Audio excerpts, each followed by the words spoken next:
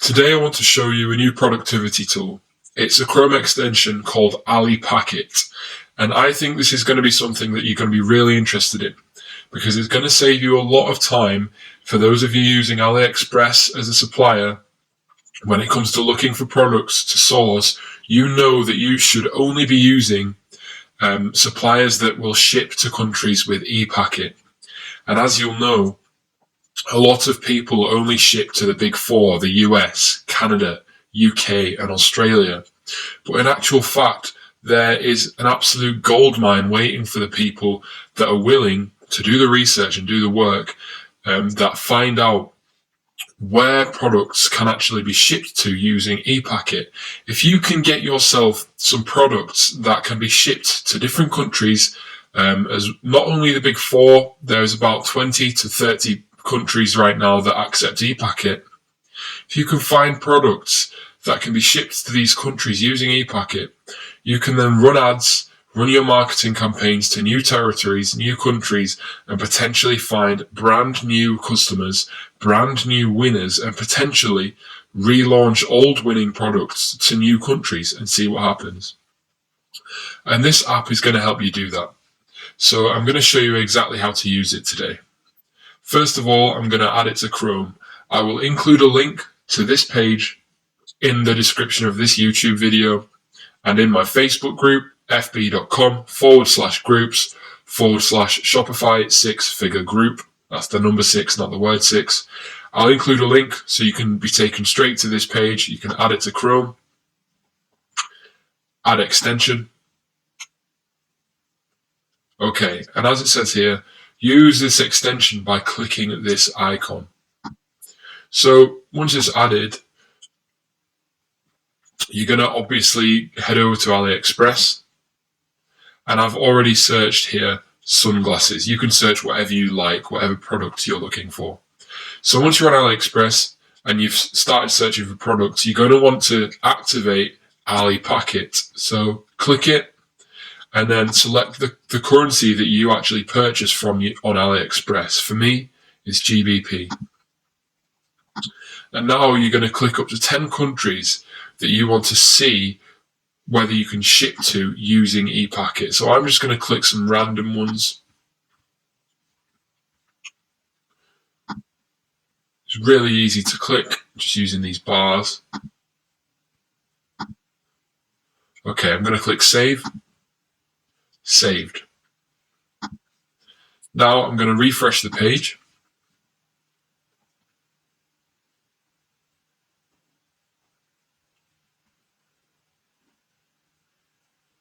And here we go. As you can see, we now have a little bar above each product that shows 7 out of 8 ePacket for these ones. And this one shows 0 out of 8, 3 out of 8. And what this tells you is, of the 8 countries you've selected, this product will ship to 7 of those using ePacket. This one will ship to none of those using ePacket. This one will ship to just 3 of those using ePacket. And if you want to check out the prices, usually you would have to click the product and you'd have to select the country that you want to ship from, and then you'd have to select the country you want to ship to, and then it would load and you'd see ePacket and it'd give you a price. And you'd have to do this for every single country that you're planning on advertising and shipping to. And it would get a bit tiresome. However, what this extension does is allows you to simply hover over the added green bar here, the 7 out of 8 green bar, and it will show you the countries that it will ship to out of those you've selected, as well as the prices that it will cost you to ship to there. As you can see, the US is free, but it doesn't ship to France. Again, this is free packet shipping to all of the countries, but it doesn't ship to France. Again, not shipping to France. So perhaps what I should do is come back here, click, remove France, save again. And now we're going to refresh the page.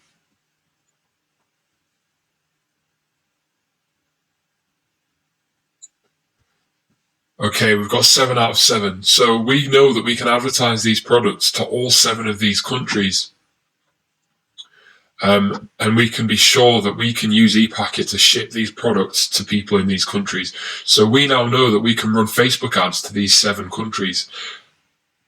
And you can check even more. You can check some really, really not odd, not strange, but uncommon countries that people perhaps aren't actually advertising to yet. Let's try Croatia, Estonia, and Finland.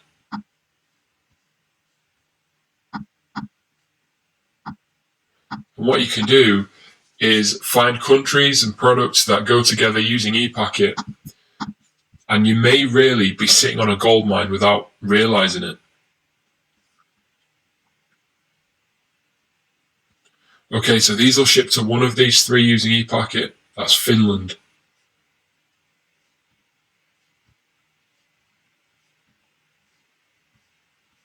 But that is the extension. I'm sure you will come up with your own uses for it. I will also be adding a small donate button here, a PayPal donate button. It'll take you to my paypal.me link. Any donations that are received will go towards the upkeep, updates, and maintenance of this tool, as well as the development of new tools, because what I want to start doing is making this process and this business model as simple and easy and effective as possible, whether you're a beginner or advanced. And I think the development of new tools is pretty key to doing that. So if you do donate, I would really appreciate it. If you don't, do not worry. This is a free tool. I don't expect anyone to pay for this. I've just developed it because it was a pain point of mine, and I expect a lot of other people's the time it was taking to go and check ePacket prices, one by one, especially when you're looking for new countries to try and ship to, and new countries to advertise to. I think this tool is going to be really, really good for that. So I appreciate the time today. As I said, the link is in the description. And I hope you enjoy. Please leave a review of the app, the extension as well, if you do use it. So it's Friday morning, and I'm just about to start importing my products to my novelty pillow store. I'm feeling good. Earlier this morning, I checked my first store. We're doing really well today. I checked in with my VA. She's absolutely fine. All the customer service is being covered as usual. And that allows me time to work on this second store and to film the process for you guys. So it's thanks to being able to outsource the process.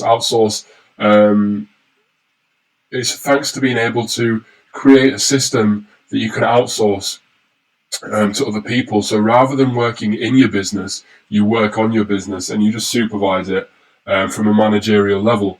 And that's what's so great about dropshipping businesses. You don't have to be actively involved in the business once it's successful. Generally, I will spend an hour a day on my first store, absolute maximum. Sometimes I just won't do anything. I'll just check on the daily turnover. And it's pretty incredible that this opportunity is available to us, and not everyone is taking advantage of it. So you guys are in the 1%, really. And the 1%, what we do is we put out into the world more than we take ourselves. And being in the 1% is the way to basically gain freedom and gain wealth, as long as you can outsource what you're putting into the world. Anyway, after that little insight, it's time to get started. So what I'd suggest is quickly just watching this first video on the Obolo dashboard. Obviously, yesterday I did all my settings. You'll have done yours in the previous video, hopefully. So just watch this video, and once you're done, unpause this and carry on with my instructions.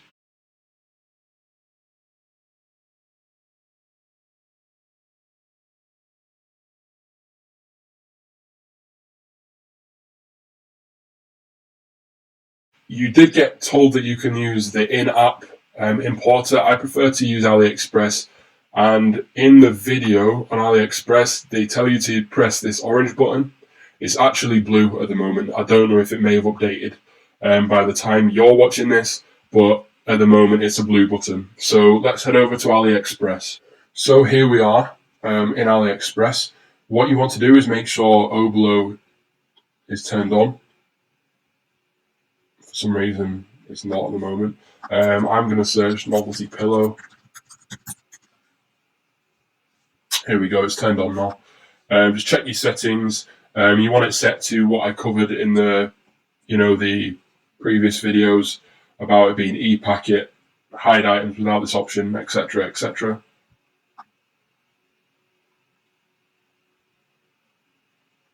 And what this process requires is to do your due diligence. You have to make sure that the suppliers you're going to be using are reliable. And one of the easiest ways to do this is to just check this box here. So only 4-star and up rated sellers and products are shown. Just waiting for it to load at the moment. It's taking a while.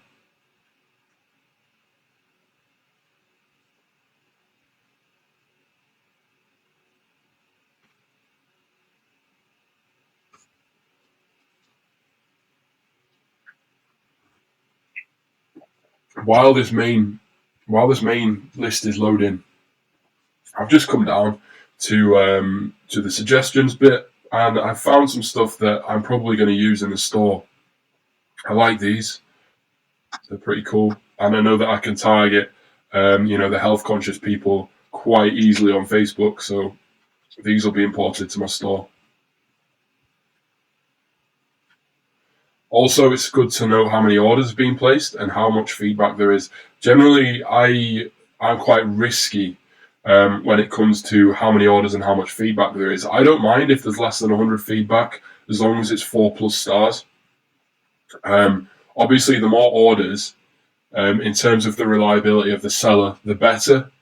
Especially if you can click orders and you can check if people have come repeat times, I think.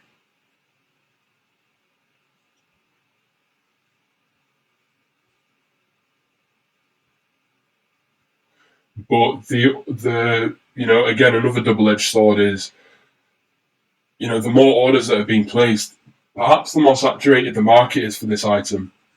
If you're confident in your marketing and advertising abilities, then absolutely fine, go for it. There's no reason not to. And there's no reason to be scared of a saturated market. Okay, it's competitive. It is quite hard to get into, but the fact is there's a demand, there's a proven demand. So it's not like you're going to be questioning your choice of product, because the fact that there's been so many orders for this product tells you that you've got a product that people want. So if you're not making money with your store, you can rule out the problem being a product. It's obviously not going to be the product. It's perhaps the legitimacy and the authority of your site, your conversions, your authority, your scarcity, your urgency. If that's all fine, then you need to look at your ads. Are your ads performing well? And we'll go over all that further into the course. So once you've found a product you like,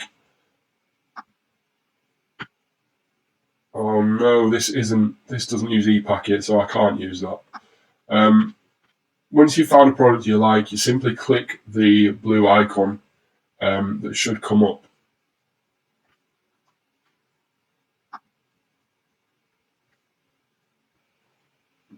Okay, so it was taking ages to load, so I've just put a different search term in, a bit more specific, so it doesn't have to load as many items. So as I said, I'm going to click the 4 stars and up box. That's going to filter the items, and you can also sort by best match orders. So items that have had the most orders placed, the seller rating, which is incredibly important. These are good indicators that you've got a reliable seller. What I prefer to do is sort by best match. I did mention previously that AliExpress has a lot of copyright infringing products, and you will see a lot of these in this video. So be aware of them, stay clear of them in your own store. So I'm just going to find one I potentially like. What I like to do is import a number of the same product into my Obolo dashboard and then compare them afterwards. So basically what I'm doing in this video is collecting a set of products that I may add to my store. I may add some duplicates, like I might add that, I might add that, and I might add that, and then I might compare them in the next video. Because, you're saving, if you go with this, you're saving £4 if you go for this instead of this one. But it's only had one order, it's only had one bit of feedback, and while the feedback's good, it's a bit risky, it's a bit too risky.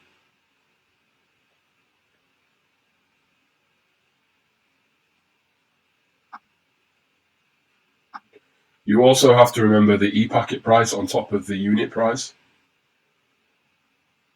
I'm just going to unhide items that don't use e-packet for a moment. I wouldn't advise beginners to do this, but what you can do is if you're struggling to find good items that use e-packet, you can find an item that doesn't use e-packet, and you can open it in a new tab.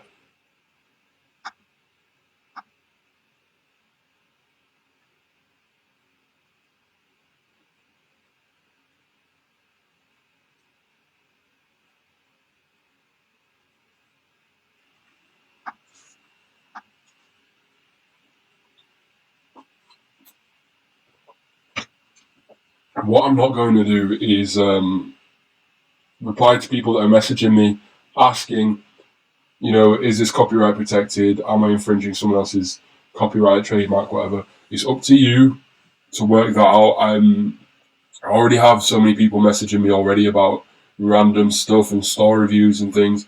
What I would ask is that you at least go through the videos. If you want a store review, at least go through the videos following how I set up my stores, because a lot of you that are messaging me, you've not even got the basics down. You have to get the basics down. Otherwise, you've got no chance of making a sale.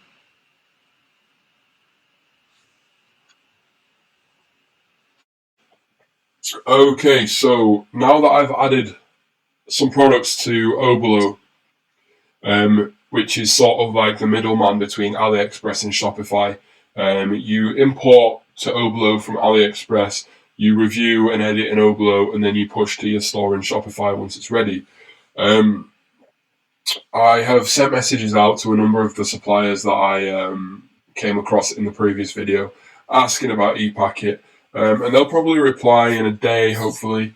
And if I do want to go ahead and use them, if they agree to use ePacket, then happy days, I'm going to have a lot more products in my store. But for now, I just got a handful. I think I've got about 10 maybe.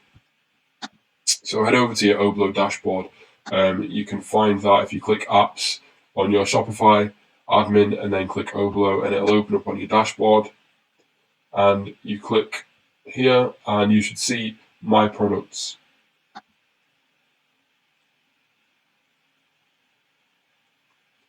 Or not.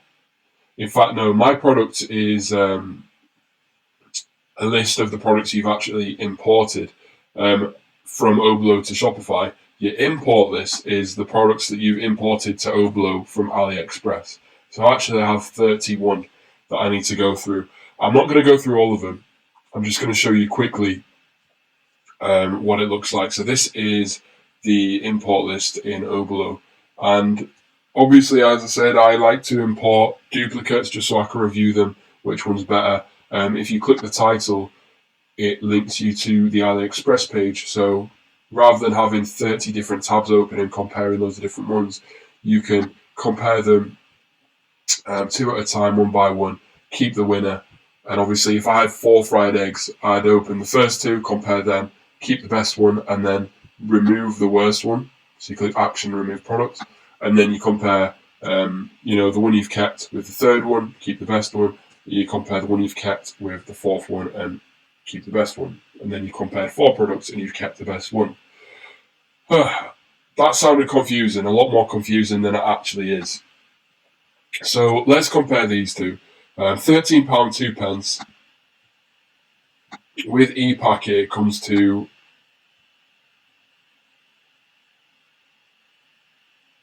£14.80, £14.75.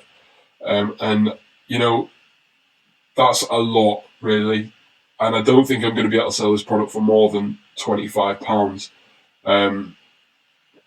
So perhaps it is a bit too expensive. So I'd probably, in this case, remove that product. Whereas this one, £10.52, e-packet, 96 pence. So that's £11.48. That's a lot more reasonable than the £15 we're looking at. So I'll probably keep this one. So I'm going to remove the Creative Taste Food Fried Egg Visual Simulation Pillow Eggs. Yeah, I'm removing this one. And it's gone. I no longer have to deal with that product again in my life. And I've kept my favourite one. £11.48. We've got a really good seller here. He's got 8,000 feedback, 98.1% positive. I'm really confident in this seller and in this product. And the estimated delivery time, I'll just go through that, is with ePacket, is 20 to 40 days to the UK. In actual fact, from my own experience, ePacket arrives in the UK in well under 20 days. The app I use to track orders, and that you'll be using to track orders as well, actually shows you the time taken and the number of days it's taken from the date you placed the order and the date it was shipped out to its delivery, its signed delivery. So the majority of my deliveries are actually arriving in the UK in around 11 days with my main supplier in my first store, which is amazing. In the US, they're arriving in about 8 or 9, which is incredible. So although it says 20 to 40 days, be aware that it is a lot less than that. However, China Post Airmail and China Post Registered Airmail and AliExpress Standard, they're a lot more unreliable than ePacket, and it can take anywhere from 20 days to 50, 60 days, and you really want to avoid those if possible, because you are going to run into a lot of issues if you don't use ePacket. And even with ePacket, you do have people that don't realise that there is quite a long wait time, longer than they usually used to. If they buy from Amazon, the product arrives in a couple of days, and it's not the case with us. Also, note that this product's on sale. AliExpress is a bit like DFS in that it runs sales all the time. If you come to ordering your product and it's not on sale, message the seller and say, listen, my margins are small. I can only sell at your sale price. Can you adjust your prices for me? And they'll do that once you've placed the order. It's really simple. They're really accommodating on AliExpress. So anyway, that's how you compare and remove a product. Then what I would suggest, well, I don't suggest to do it, I'm telling you to do it. You need to give it a new name.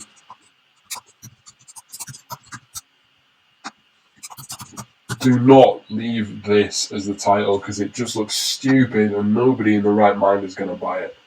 Again, same for the description. You can't just keep that as a description. Like, people are going to see that on your product page on Shopify, and they're not going to have a clue what you're on about. So you need to invest some time in good product descriptions. I am absolutely awful at product descriptions, but I will attempt to write one in the next video or in a future video. Variants, the SKU, don't change that. The cost, that is the cost to you. It's in dollars, unfortunately. I don't know how to change it. Your price, your compared at price. So if you want it on sale, this is your sale price. And if you had a compared at price, it'll compare it to its original price, which would be the compared at price. If you don't want it to be on sale, just type in a price here. Images, I like that. It automatically imports any images you select. You just click it. It can be a bit fidgety in that sometimes it imports the image twice. So what I do is, after I've pushed everything to Shopify, I'll then go through the products again on Shopify and make sure everything's cool. I'll show you how to do that.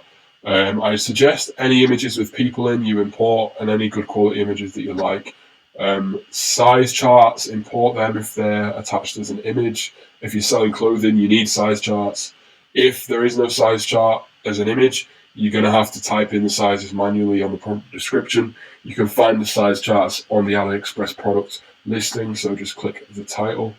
I've changed the title, but it will still open as the product page, as you can see. So that's no issue.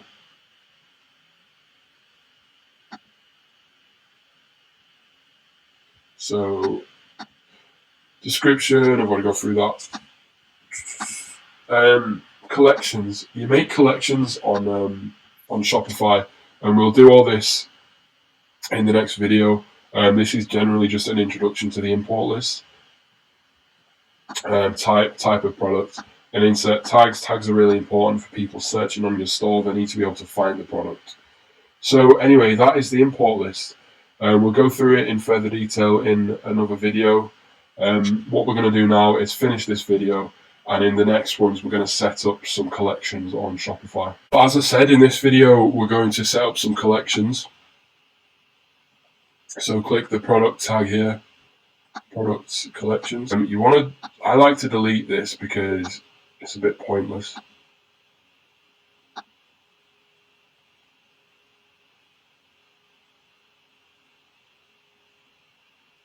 Scroll down, click create a collection, and it's going to depend on your niche.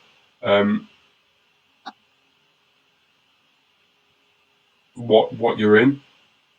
If you're in clothing, you're going to want to create collections. If you're doing like a one product store, a novelty product store, then you don't really want collections. For me, I'm doing novelty pillows, so I'm going to have animals.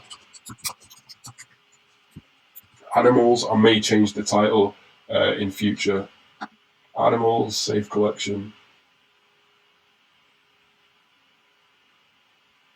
Conditions not valid. Manually select products. In fact, no. Automatically select products based on conditions. So the products must match all conditions. The product title, product tag is equal to animals. So I've set this up so that any product tagged with the animals tag will be added to my animals collection. So in Obolo, if I type in, let's find an animal. If I type in animals and press enter, that when I push that to my shop, it's automatically going to be added to my animals collection because the product matches this condition. So this is really useful. It's a nice shortcut to adding products to collections straight from Obolo.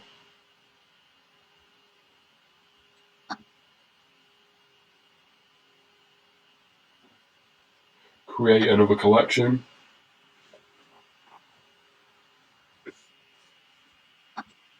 Food. Save collection. Oh, in fact. Food. Automatically. Product tag is equal to food. Save collection. Let's have a look. What else have I got? I will probably create subcategories of like cats, dogs, pandas, bears, whatever.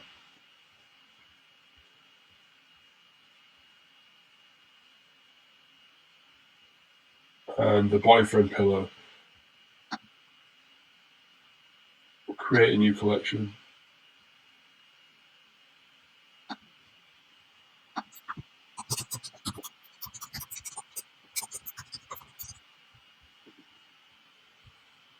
Product tag is equal to boyfriend. You don't have to set up collections. You can skip this if you want, but I think it's pretty good. I think it'll probably help with your SEO. I'm not entirely certain, but I'm pretty sure it will. So I'm going to leave that now. Now I'm back on my collections page, and you can see that all three of them are here. We will go back, like I said, and complete them later. Now that we have collections, what we're going to want to do is add navigation to those collections. So I'll just show you what my site looks like currently. If your site's password protected, go to online store, preferences, and scroll down. Your password will be at the bottom. Okay, so I'm back in my store. It's not changed at all since we last looked at it. What we're going to do is create a drop-down menu using this link here. If we click it now, it takes us to collections all, as you can see here. And what collections all is basically all products. That's the short of it. It just takes you to all products. You can change what that links to. And what I would suggest is clicking sort by best selling. Obviously, you're not going to have any bestsellers yet because you haven't sold anything. And you just copy the address there, go back, and you want to go back to navigation. So online store, navigation.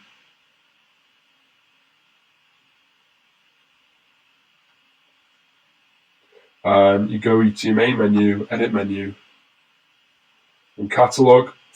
Don't let it go to all products. Let it go to a web address. And the web address is, in fact, you can just copy and paste this extra bit here. So just make sure you've got collections/all, and then this little bit of code here, this URL, sort by best selling. Just add that to what's currently in the web address bar. So it should read collections/all/collections/all sort by best selling. And what that will do is, if I save it, instead of when people click catalog now, what it will do, it won't take you to products all. It'll take you to products all sorted by best selling. And that is, I mean, you may not think it makes a difference, but it does. It makes a real difference to your user experience, because people, if it's a bestseller, obviously it's what people are buying most. It's the most popular. If your customers aren't quite sure what they want to buy, but they feel like buying something, they'll generally click, all products, or just click shop or whatever, catalog. And what it'll do is it'll take them to the products all page, and it's, unless you manually sort out the order of these products, it's not going to really show them stuff that they're most likely to be interested in. The best way to show them stuff that they're most likely to be interested in when they click shop now is by linking the shop now button, which is currently catalog, by linking that button to the products organized by best selling. So they're going to see the most popular products first, and these are the products they're most likely going to buy. So this is going to increase your conversions just doing that. Nobody really thinks of that. A lot of people overlook it. I think it's incredibly important. So now we go back to navigation. We don't really want this to be called catalog, because people, when you're buying online, you never see catalog really. When you want it to shop, you expect a shop now button, or you expect like an all products button. What I'm gonna call mine shop. Save now. So I've changed catalog to shop. You can change it to whatever you like. We can now create a sub menu, a drop down menu. Click this link if you want to learn how to do it step by step, by a text tutorial, or just watch me do it. So you're going to add a menu. The name is going to be shop, and the handle is shop. It's important that the handle is the same as the menu item that you're wanting to create a drop down for. So for example, if your button was still called catalog, mine should change to shop. There you go. If your button is still catalog, you want your name to be catalog, and the handle will automatically attribute this menu to be a sub menu of that button.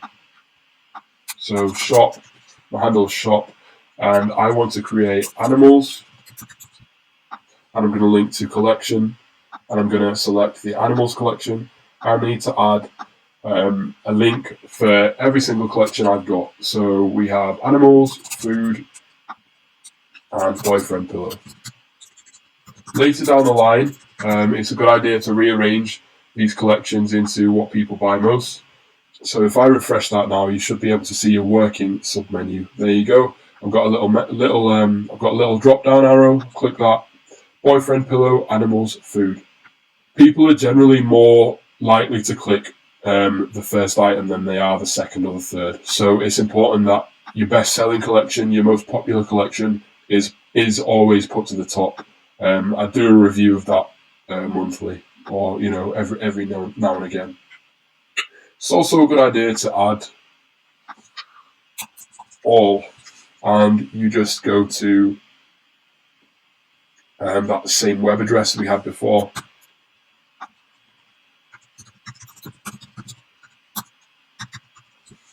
And save that. And although I said it's a good idea to have your best-selling collection at the top, it's probably wise to have all at the top and then have your best-selling collection. Save menu. And let's just go check that works.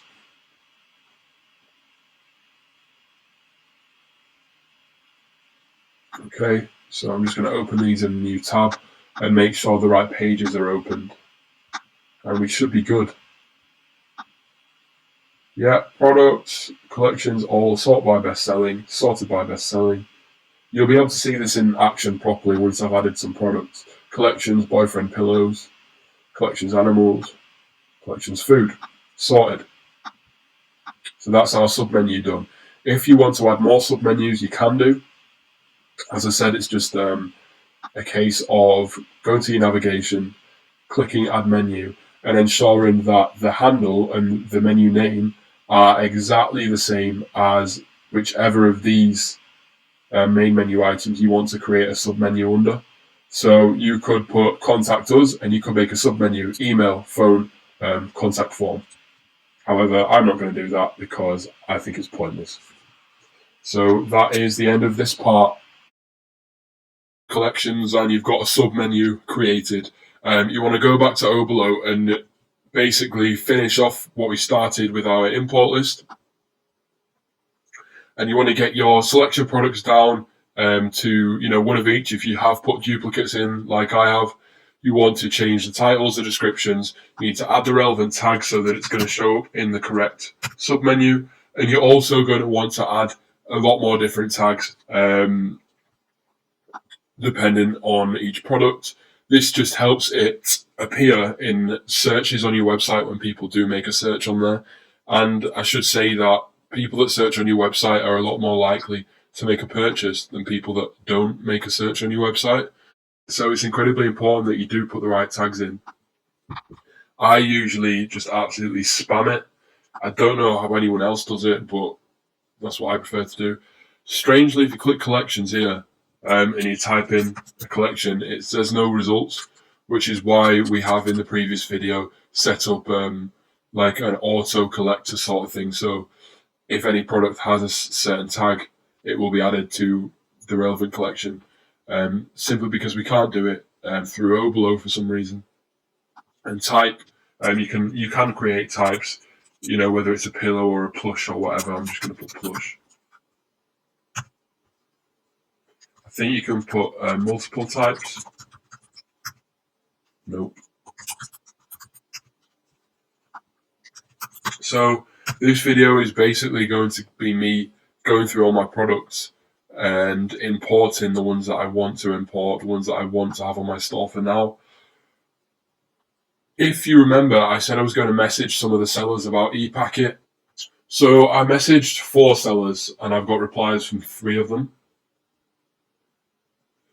This is the original message I sent to them. If you want like sort of a template. Obviously, I have been polite, but I have been quite stern in the fact that I've reiterated the fact that I do need to use ePacket and I have no alternative to that. And I have mentioned that when I place an order, I'll wait for them to update the price and shipping method, and then once they've updated it, I'll pay for it. You will see how to do this later down the line in these sets of videos. So these guys have said, yes, we can accept dropship. We already have dropship customers If you need this cover one piece and ship e-packet, needs an extra shipping cost of $1.5. We can ship two pieces at no added extra cost. So basically, the cost of these is about to go up by $1.5. And to be honest, that's still pretty cheap, and I'm pretty sure I can shift these for a lot more than I'm going to be actually buying them for wholesale. The next one,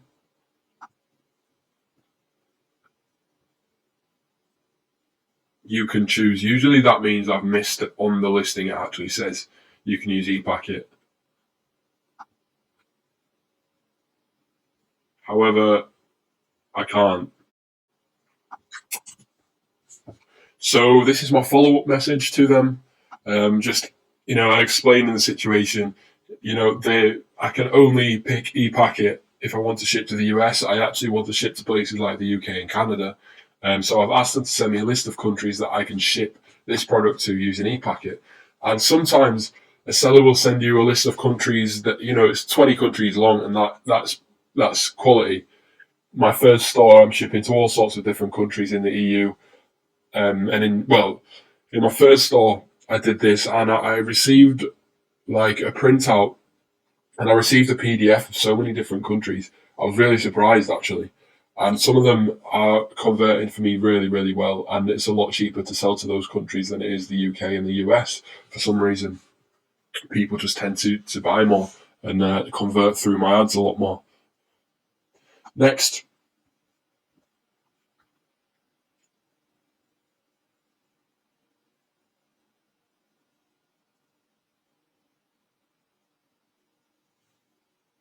Brilliant. So these guys understand. They've obviously had people like me wanting to do this before.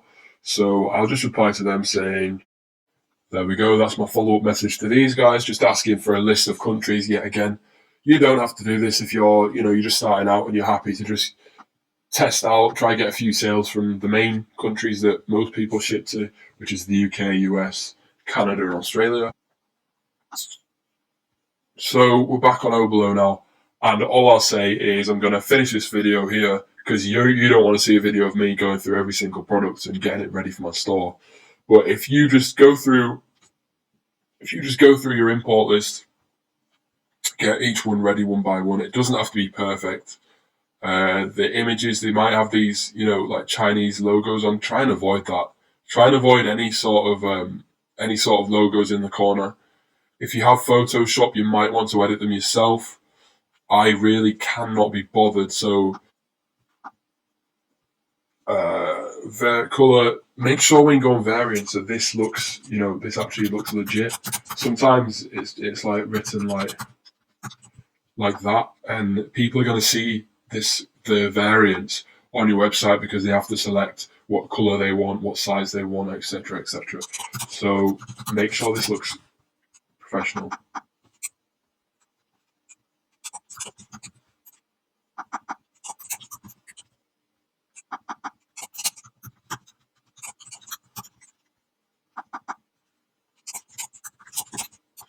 Prevent the product price from auto updating. You want to turn that on for every single product.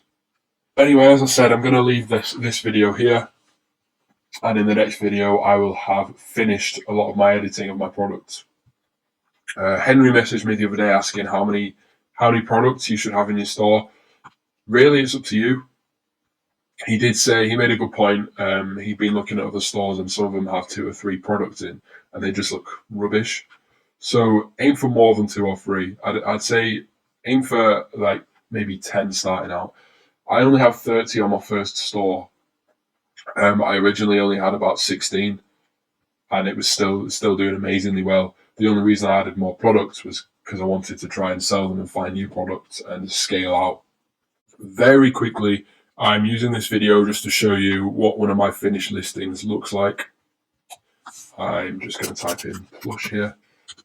So I've changed my name from the AliExpress name to a simple one, banana plush. Fruit banana, fruit plush yellow. Those are the tags. My tags have just disappeared. Great, I'll redo them. Description, a very simple description because, as I said, I'm really, really bad at these. and I'm sure you can do much better. Make it, make it comical, make it engaging, and make it so much better than mine.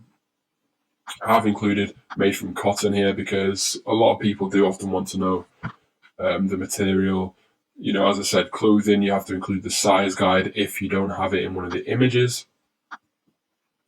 And you can often find a lot of information on the actual listing itself. So I just scrolled down and just found out a couple of things about it here in the item specifics. And then I had a read of this. And I scrolled down and checked out the photos. I went back, used the info in the description, changed my variants, just put capital letters on the yellow, and the size specification. I don't know why it's called specification. Don't like that, but I can't change it at the moment. Prevented it from auto-updating and sorted out my pricing.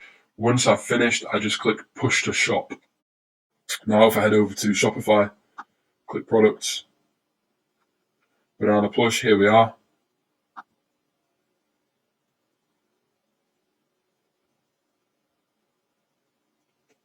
And I like to check out the photos again because, as I said, often it does send two photos across the same photo twice for some reason sometimes. I've got my tags there. It's in the collection because of the food tag. And what you do need to do is, this helps with SEO, update the image and just select an image. And basically, when someone selects that specific variant on the product listing, the image that they're looking at will automatically switch to whatever image you've selected here. I'll quickly show you really basic SEO. What you can do is just put a dash, use a hyphen or a dash or whatever it's called, or use this, and then just type in the name of your site. You can also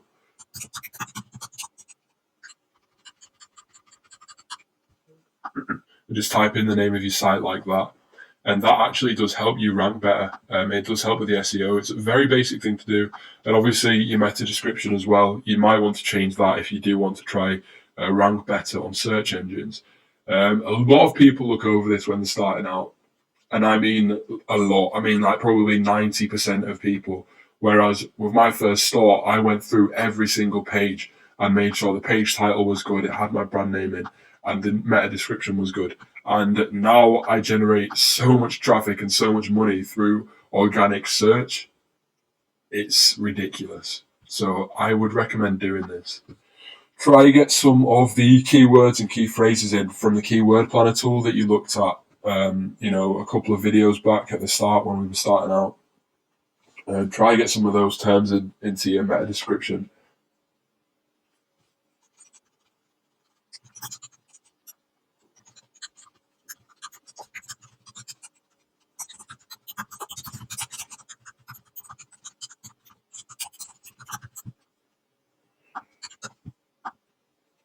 I'm just going to leave it like that. It is pretty terrible, but whatever.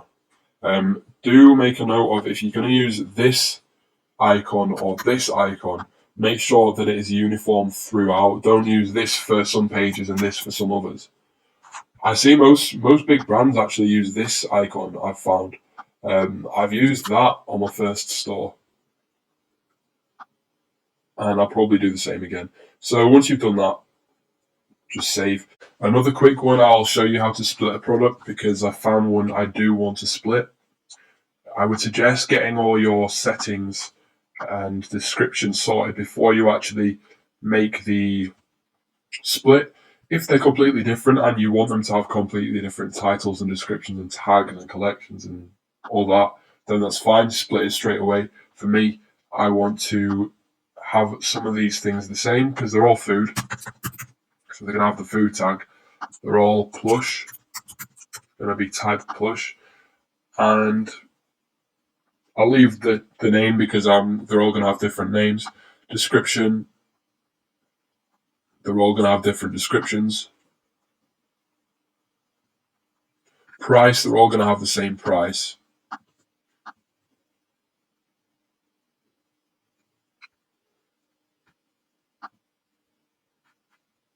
Free shipping, free packet shipping.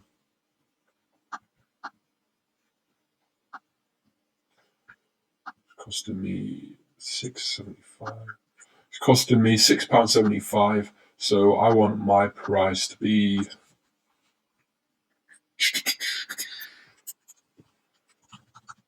£17.99. In fact, no, yeah, £17.99. Remember that although it says cost in dollars, that it's not £8.23, it's $8.23. But this price is in GBP, so it's a bit confusing. So you are better off opening the product page and checking out what it is in GBP. Okay, so I think I'm ready to split. So action, split product by the color. I don't know why the variant's called color, because these are all obviously not colors. So I've split the product. I should now have 3 of these. They usually turn up at the end. No, maybe they're at the beginning. Yeah, here we are. So we've got a shrimp, a croissant, and an original, which will be the red pepper. So what you need, which will be the red pepper, as you can see. So all I want in this are the red pepper images.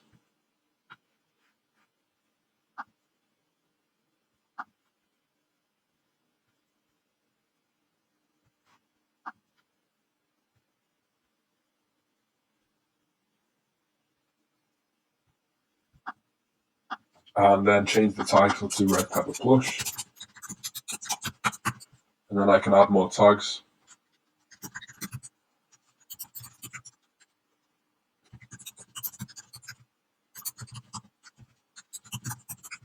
Don't know why anyone is going to be searching these terms on a website for novelty pillows, but you never know.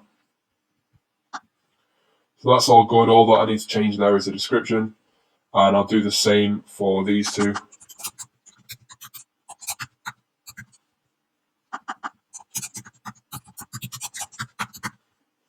And that's how you split a product. Another quick video on splitting products. This time I'm going to do it manually. The reason I want to split this product is because these 3 are all very much the same, and this one's a lot different. And it's also a different price from my supplier, as you can see here. $10.41, $10.41, $10.41, $16.49. And I also think it'll fill out my store a bit better. And in addition, under the boyfriend pillow collection, I don't want them to just see one product. I want them to see 2. And my plan is to price one so that the other one looks like a much better deal. So I click action, split product, split manually. And you just select which color, which variant you want to actually create another product from. So I'm just going to click brown, split product, saved successfully. So we should now have, so that's 2016. Let's just check which one this is. So this is the shirt one. So this should be another, here we go. And this is the topless one. So that's how you split a product manually if you just want one of a variant to be its own product. So I've just finished editing and importing a lot of the products, not all of them, but a lot of the products that I had in my import list to Shopify. As you can see, I now have 25 products in the My Products section on Oberlo, and this allows you to open it. Again, it's an in-between between Shopify and AliExpress, so you can open the product page in Shopify, and you get to your back end here, where you can edit the product description and all that. I've already done all that.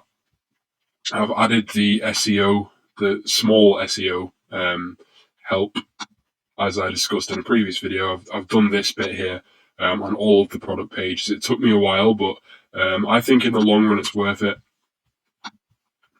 And also, it helps with the valuations, really. Even if you're going to sell this in a couple of weeks' time because you get bored of it or whatever, if you have done some SEO work, regardless of how small that work may have been, it does help push that valuation up slightly.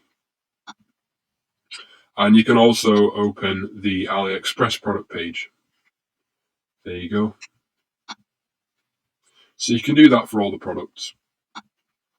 You can also delete it from Shopify. You can stop tracking, which means stop tracking the price or inventory on the AliExpress page.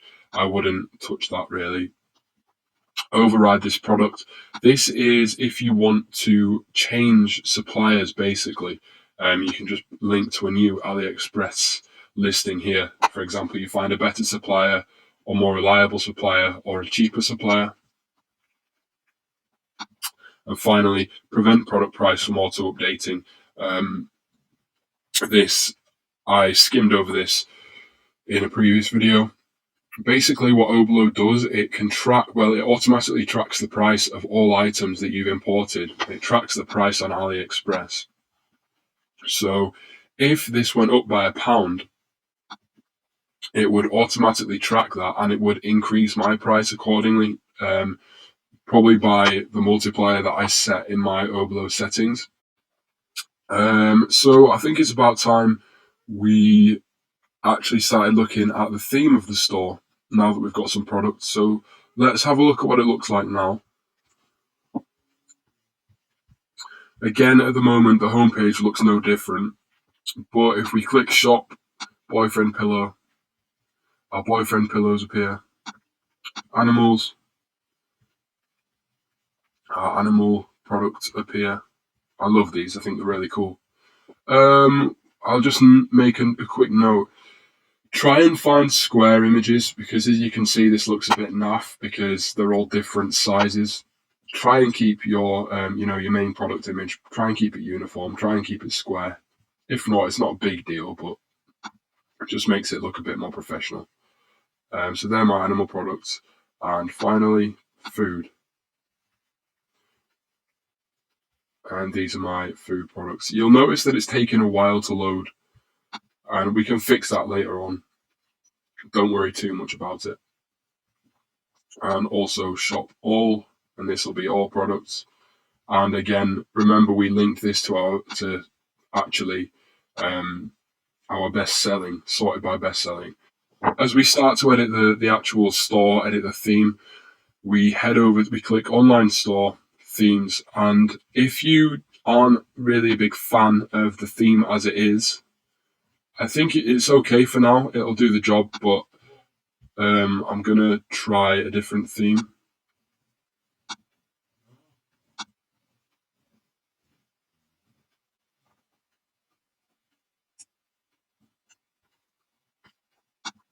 So if you want to look at different themes, just click Visit Theme Store. And then you can find free ones by clicking this. And usually the preview will give you a good idea of what the theme is good for selling. I'm going to check out a couple of different themes. I'll try simple first. So all you do is click Install Theme.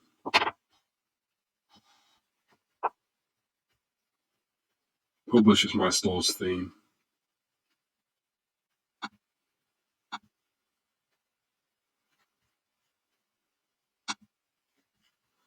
And then you can customize the theme.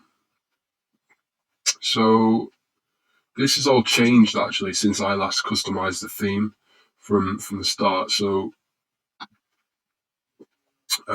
sections, header, you can add a logo, which we'll be doing. A tagline, I leave that blank. Your sidebar, you select what menu you want to show in your sidebar. Obviously, you're probably going to want it to be main menu.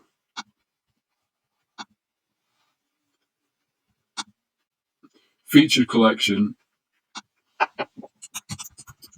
I change this to best sellers.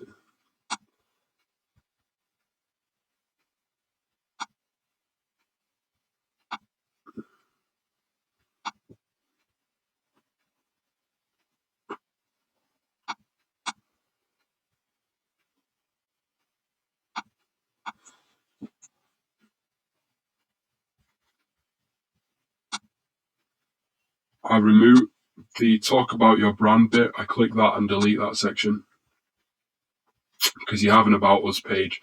You don't really need a talk about your brand section. And the footer is just links. And you select what menu to show. Obviously, you're probably going to want the footer menu like I have here. And I'd also suggest adding a newsletter sign up. And we'll work on that later on. So save.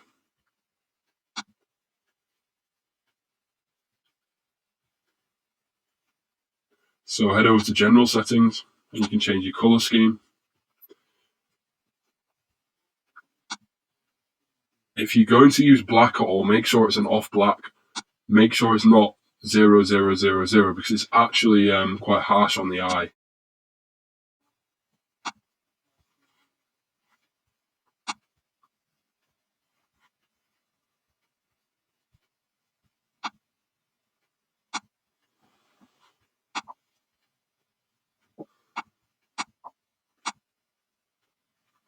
The best way to check out what your colors are actually going to look like is clicking on one of your products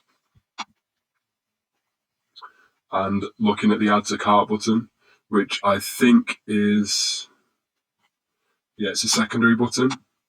So as you can see, the color is actually changing at the moment.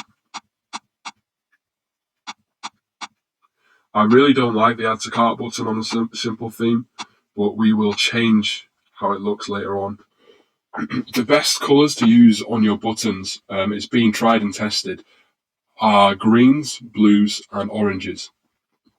The Amazon orange button, for me, works the best. It gets more clicks.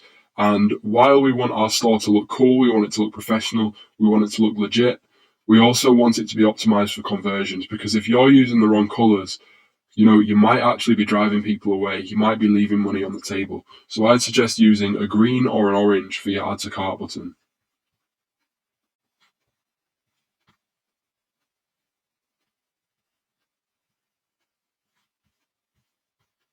So I'm going to save that. Check out that huge product copy. That is a bit too long. Typography. Sans serif fonts work better. Headings. I like to go for Montserrat Bold for headings because it's a font that I see pretty much everywhere nowadays, and I think people familiarize themselves with fonts that they see a lot. And if your new site that they've never visited before is using a font they're familiar with, then they're going to feel slightly more at home. Again, it's a really small thing, but I think it does actually make a difference. Body text is fine as it is, I think.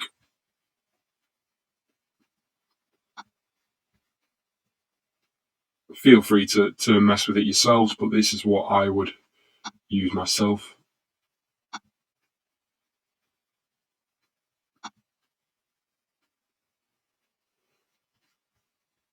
I often do keep breadcrumb navigation shown just because it's easier for people to go back to where they came from. Social media, if you've already created your Facebook, Twitter, well, you don't need a Twitter. If you've already created your Facebook and Instagram accounts for this store, then add them in now using the template here. So it'll be the facebook.com/ whatever your page name is.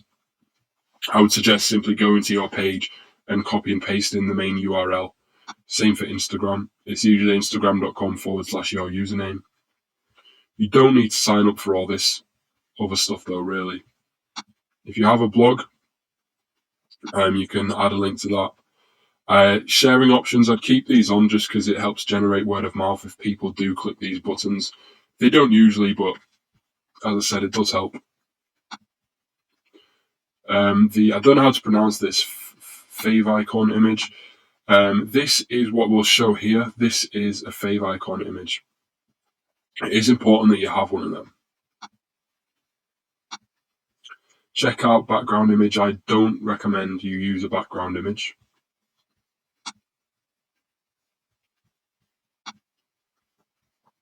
Logo, if you have your logo, upload it here.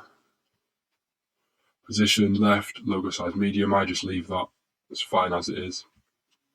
I hate seeing backgrounds on carts and checkouts. I just think it looks really dodgy. Buttons and accents, again, I leave this. I never really mess with this because blue is authoritative and it's safe, and red is, it's a warning, you need to check this. So I think they're fine. We will actually be customizing a few things in the checkout process later on to help increase our conversions. But for me, this is generally how I leave it. I would like this subscribe button to be a different color. So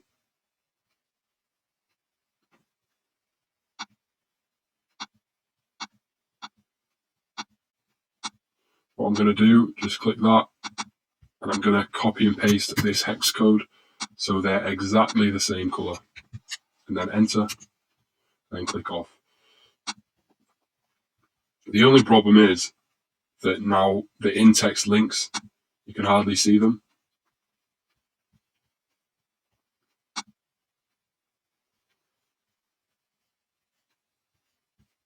It's good that we've got a you might also like section here.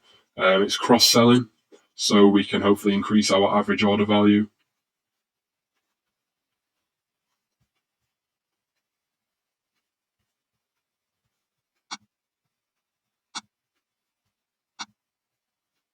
I'm just going to change the heading of links to something like more information,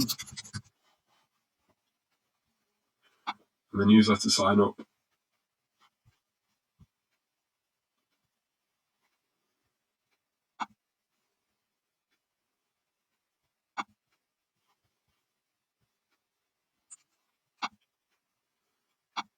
Okay, so product pages, you want to click sections, product pages, and this is something you're going to want to test. Stay on current page when item is added to cart. If you click it, it will stay on the page. If you don't click it, it will open the cart, like so. I really need to change these colors actually because it's far too bright.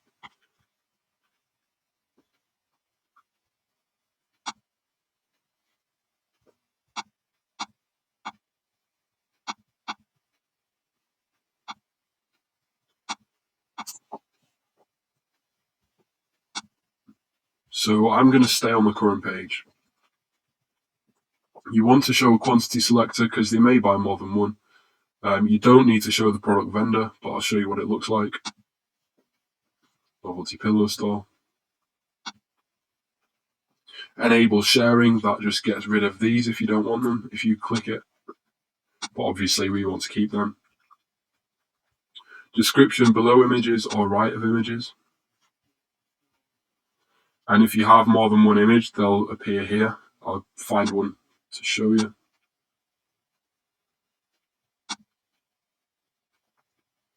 There you go. Now this product description is far too long. What you want is it to look nice and coherent. You want the product description to end, ideally, where the product photos end.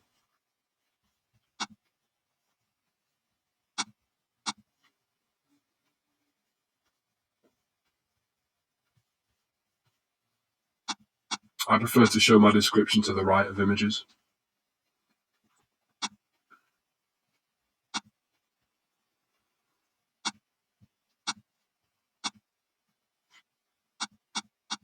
And this featured image just lets you select how people actually look at the product when they click it.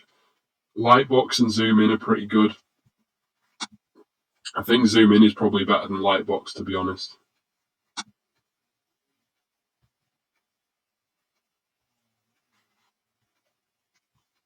I'm going to leave it as zoom in. So that's my product page done. I do need to go back and change the description. For now, what you need to do is This it should say featured product or something at the moment. I renamed mine best sellers earlier in this video. I'm going to change it back to featured products. In fact, I'm going to put new products. And I'm going to change it to 3 rows.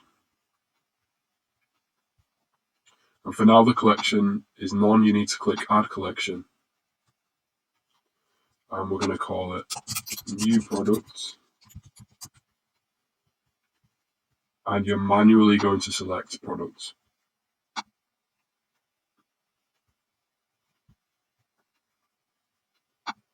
And just click products that you think are going to be the best sellers.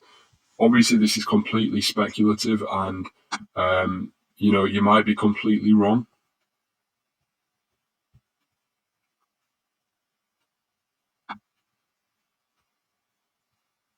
So I've got 6 so far, 7, 8, 9.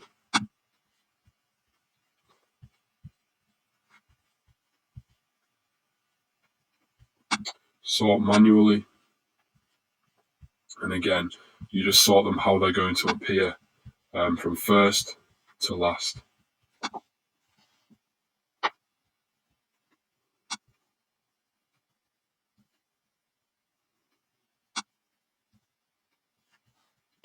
So I think I'll leave mine like that.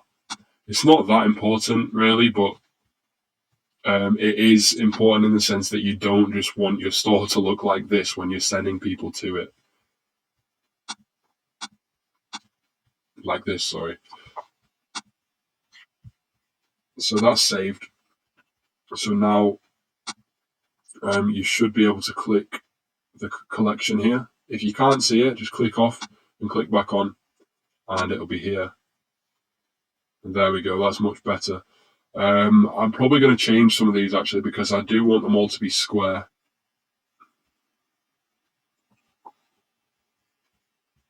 Right, that'll do. That's fine. So that's my homepage. Ideally, I would have images that have white backgrounds, like these two. These are really great images. Unfortunately, they're not available for the rest of my products. If your products have white backgrounds, certainly use them on your homepage because it's going to look a lot more professional than mine does at the moment. Now we get into quite a complicated part. Well, not complicated, but a very detailed part, and it's something that pretty much the majority of people that are now starting e-commerce businesses, they all tend to forget about it or just don't think it matters. I really do think it matters. The first thing I'm going to do quickly is change this button to be like this one. I don't want it to be white because you can hardly see it. I want it to be this color as soon as you come onto the page. This part of the video will only be relevant to people using the simple theme, same theme that I'm using. If you're using a different theme, just ignore this. So head over to your themes bit. So it's online store, themes, click these 3 buttons, edit HTML and CSS. Yes, we are going to be looking at the code behind the website. No, you don't need to be worried. So I think it's on the product liquid. So click product liquid, which is under the templates bit. So click templates, product liquid, product liquid.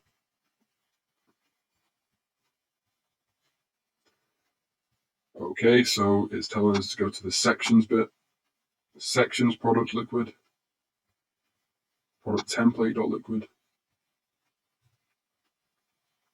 And all I'm going to do is press Command and F on a Mac or Control and F on a PC. So the search bar comes up and I want to find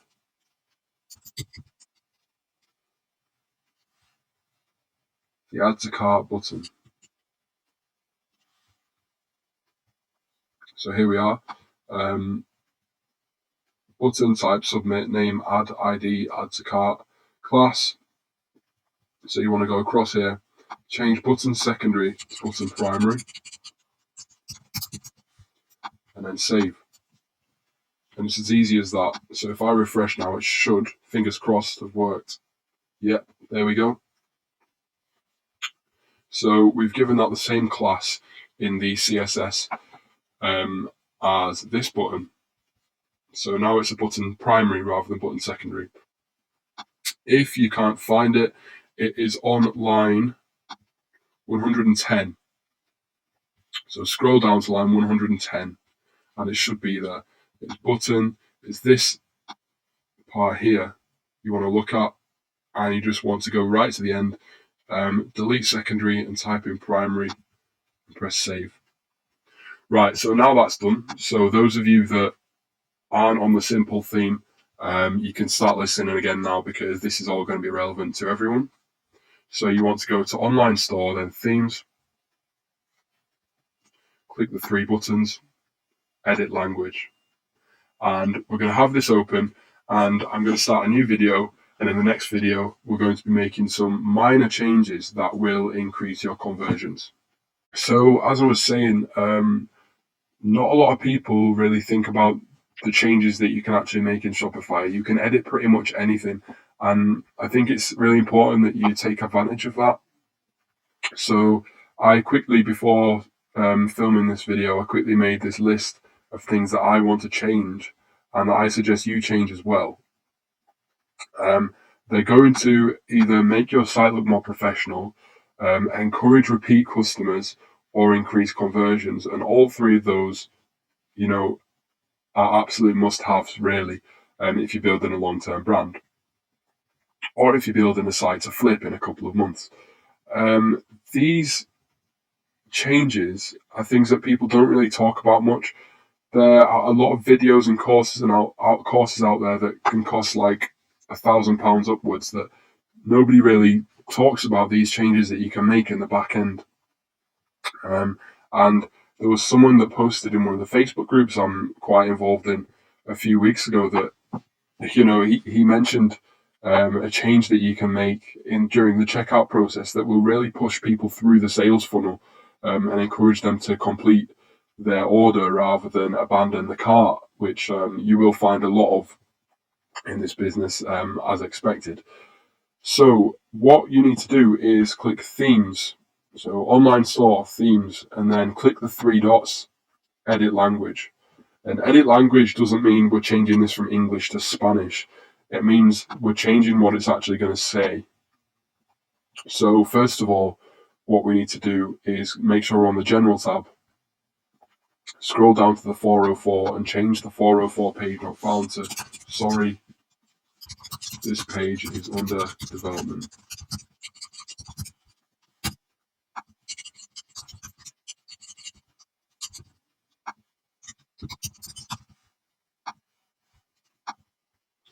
The page you requested does not exist. Right, so you want to leave the click here to continue shopping. But you want to change this to, here's a 10% off code for your troubles. Use, and then whatever discount you want to use. I'm going to put 4, in fact, I'm going to put, sorry for 10% off your order. Because sometimes if people end up on a 404 page, as it currently is, 404, sorry, this isn't available, blah, blah, blah, blah, blah, they're going to think your site's just rubbish and they're just going to leave and never come back. However, you can convert them into a customer by offering them an incentive. So you apologize and you gift them something. So I've done that. So I need to now go to my discounts. I'm going to open that in a new tab. That's the products page, not the discounts page. Discounts page, and I need to create a sorry code, 10% off. In fact, I'm going to make it sorry-404. So I know that this use of this discount code is directly for people coming from the 404 pages. One limit per customer. Save.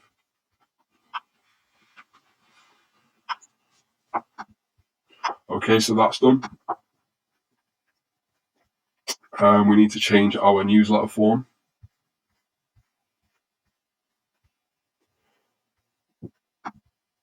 So instead of be in the know, I'll show you where this is actually shown. This is shown at the bottom here. This is what we're changing now. So I've been told that it's better to offer a monetary discount for newsletter sign-ups. So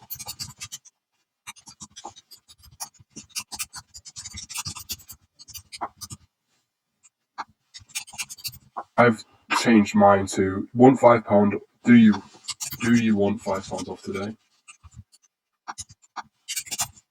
Join our newsletter below. Sign up for exclusive discounts, news, and more. Your email address. Join. Thanks for subscribing. Use new subscriber £5 off your order before midnight. £5 off your order today. So save, and again you want to create a new discount code.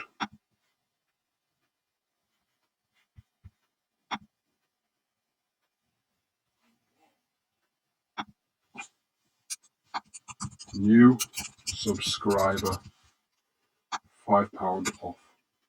One per customer. Save. And let's just check how it looks. So that was what it was before, and now.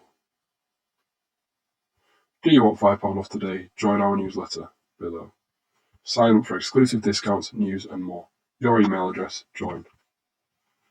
I'm going to change that back to subscribe actually because the button's far too small.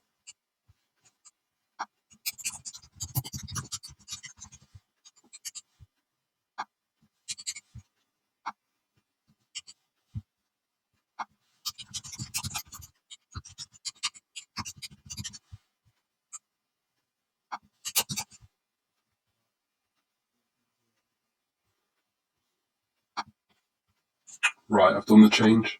Let's see what it looks like.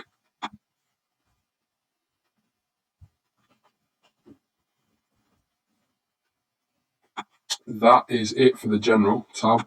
I'm going to pause this video. Well, I'm going to end this video here, and we will crack on with the rest of it in the next video. Right, we've finished general. Now onto cart. So click the three buttons. If it will allow me to.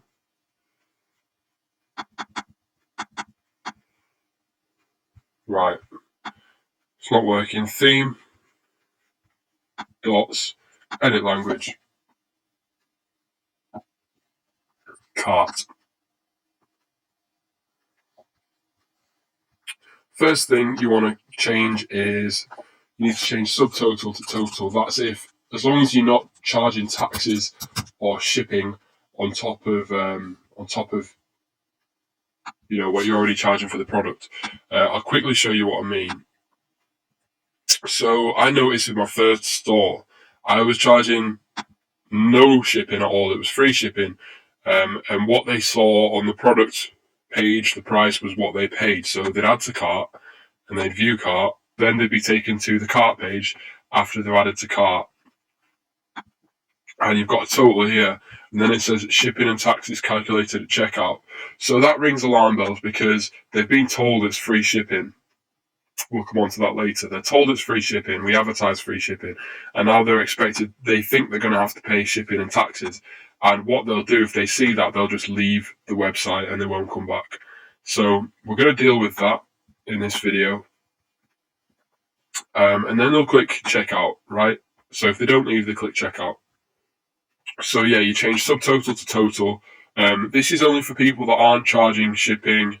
So, you're doing free shipping regardless of where it's being sent, how big the order size is, and you're not having to charge taxes. So as long as what your customers see on your product page is what they're going to pay, then you can change subtotal to total. Note, you can change note from special instructions for seller for add a note to this order. However, I'm just leaving it. Shipping at checkout, this is something that is really important, and it's something that just went over the top of my head and everybody else's, because I was the one that actually posted this into the Facebook groups that I'm a part of and active in the community of. So as you can see, currently it says shipping and tax is calculated at checkout. And this is an issue for your customers if you're advertising free shipping, which I do on my stores, and which I'll encourage you to do, and I'll show you how later on. But basically, they'll be on the product page, they like it, they add it to cart, then they go to their cart, and they see this. So I've added 2 here for some reason. So they're on the cart and it says shipping and tax is calculated at checkout. And they think, hang on, I've been told it's free shipping. And I don't want to pay any taxes. Personally, if I was on a retailer, if I was on a website, buying as a consumer, not as a business, and I saw shipping and tax, and I saw taxes, I'd be like, well, I assume taxes were included in the price, in the product price. There's absolutely no way I would carry on with the checkout. And if I think that, then I'm pretty sure that my customers, the people that are going to be browsing my website, will think that as well. So that's why I actually removed this from my website, and I saw a slight increase in conversions because people are initiating the checkout process. They're going into the sales funnel, and they're less likely to leave. If you see this, it's a red warning light, and I just leave. So that's why I encourage you to change shipping and taxes calculated at checkout to free shipping today.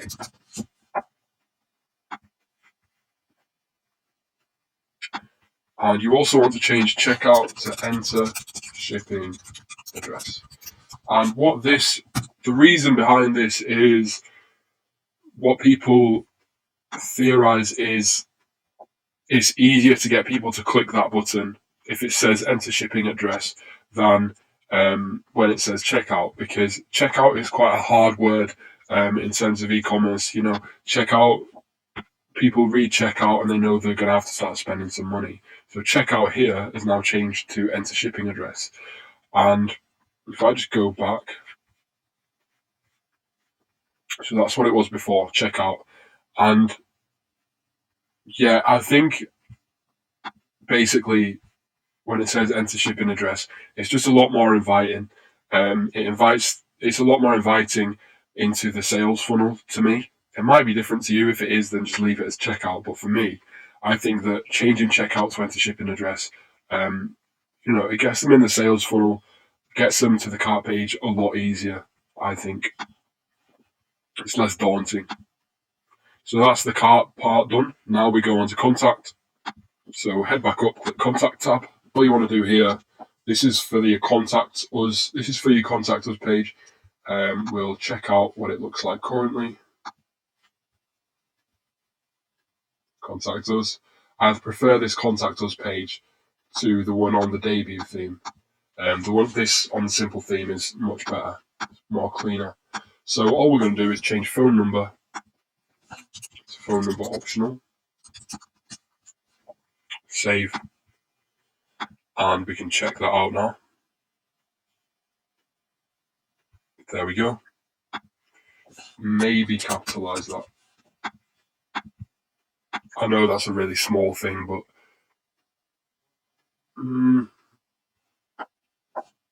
yeah, we'll have it capitalized. Products now. So you want to go back up, click the 3 dots, and click products. Now, you just got to change. You might also like. So you can leave this if you want. This is what it currently says on my first store. What I'm going to change this one to is customers also viewed. So this gives the person viewing this gives them a sense of social proof.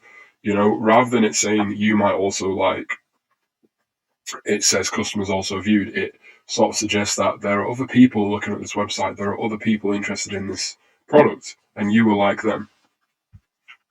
You're not the only one browsing this website. This website is to be trusted and used. Once you've done that, you don't have to change that, like I said. Once you've done that, you need to change add to cart, and all you have to do is add a plus icon. Save. Images speak louder than words, so I'm assuming icons speak louder than words. but not louder than images. And there you go, you've got a nice little plus sign on your add to cart. And I don't know, it makes it slightly bigger, which is good. And it just, although everybody in the world knows what add to cart means, I think the addition button, the addition icon, sort of helps put that message across. Now onto checkout and system. So save, then click the buttons, checkout and system. And this is a big one. This is a really important one.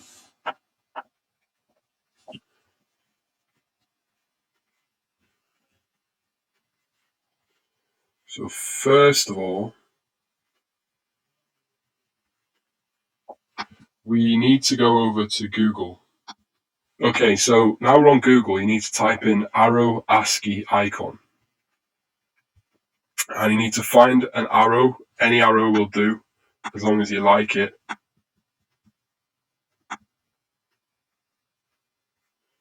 Oops. It needs to be text. It cannot be an image.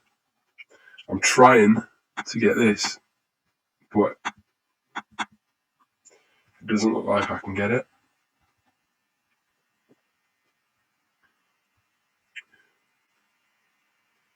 Try and find one that looks, very simple, but does the job. Don't pick one that's quite gimmicky. Just pick one that's straightforward. So I'm just going to go for this one. So highlight it, copy it, back over to Shopify, and just type in what it already says, continue, but then also paste the arrow. You also want a tick icon. Wikipedia checkmark, and any of these will do. I'm going to go for heavy, and I'm just going to type in what it already says, complete order, and paste the tick. Actually, I'm going to use a different tick mark. Try that small one first. Yeah, that'll do. We'll continue adding these icons in. What you want to do is copy the arrow, scroll down, you want to type continue shipping method, arrow, continue to payment method, arrow.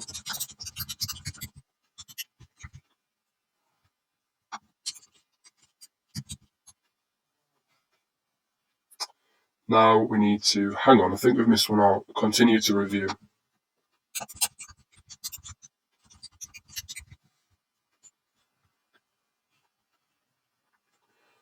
So I think that's it for the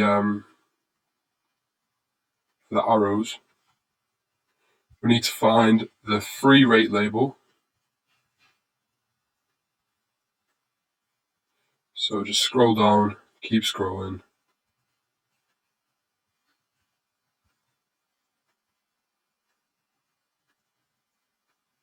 I think it's coming up.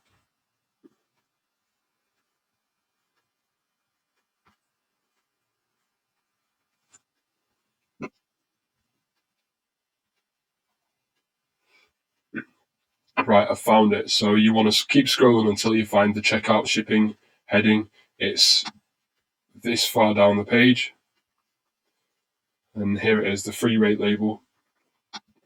You just want to type in free shipping. Okay, so keep scrolling down to about halfway down the page and you'll find checkout alternative payment method banner. And you don't have to change this. This is what it's set as in my first store, but I did want to change it after reviewing it the other day. I just didn't know how. I've now found out how to do that. So I'm just going to type in or pay with card.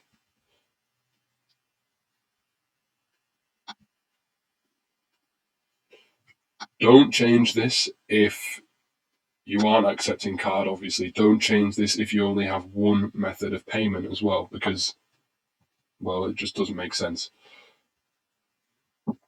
Then keep scrolling.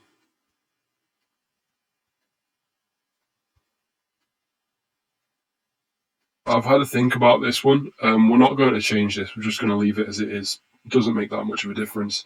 I was just going to add something in about if this email does not arrive within a day, check your junk spam.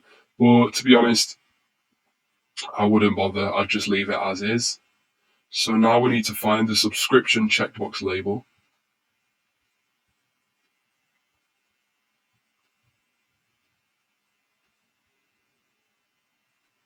Found it. It's with all the checkout stuff, so just carry on down, and it's checkout newsletter, subscription checkbox label.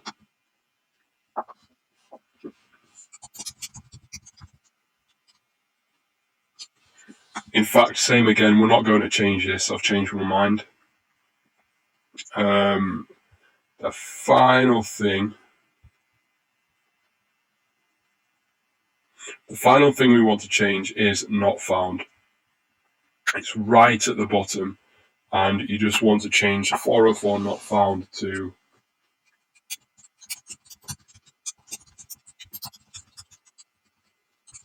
page unavailable.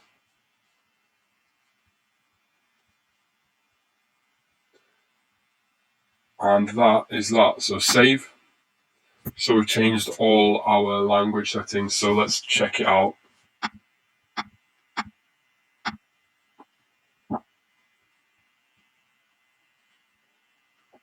So we've got enter shipping address.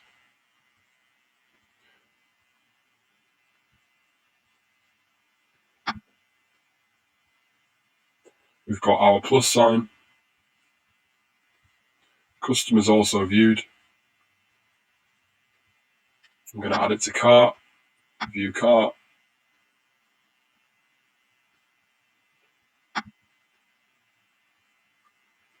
Free shipping today. Special instructions for seller. We didn't change that. Enter shipping address. What I'm going to do is add an arrow to this enter shipping address button.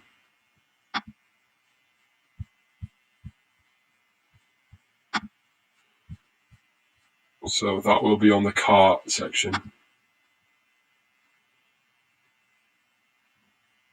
Enter shipping address. There we go. Let's check that out. That's better. Enter shipping address. And at the moment, the checkout's unavailable because I haven't got anything enabled and my store is not live at the moment.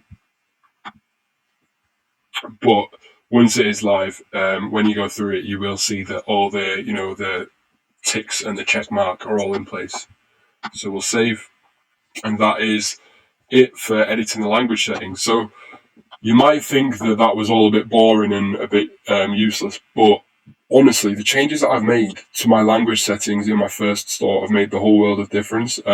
My conversions have increased massively. When I first started out, my conversions were less than 1%. The industry average is 3% apparently. I'm still trying to get there. I've paid for consultancy on how to improve it, which we're going through at the moment, just split testing loads of different things.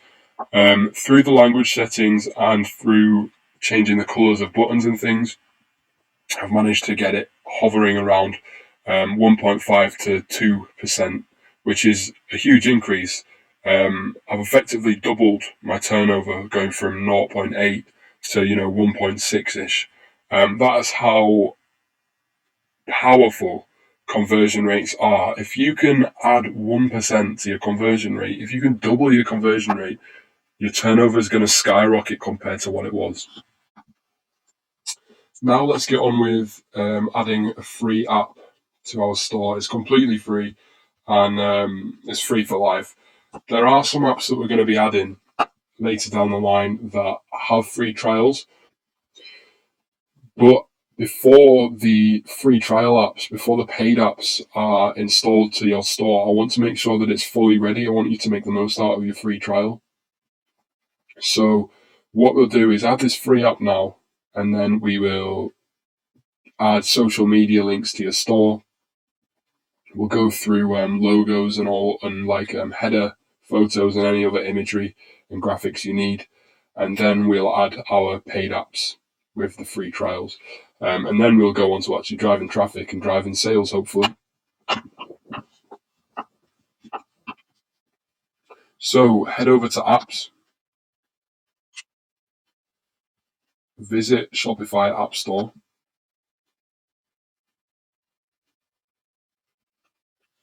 and what you need is the free shipping bar. Type in free shipping bar by Hexton. This is the one I use. It's absolutely free. Click get.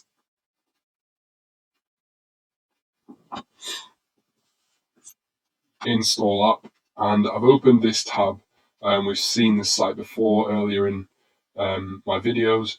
What we're going to be creating is sort of a banner like this, but it's less about contacting us and more about driving sales and increasing conversions.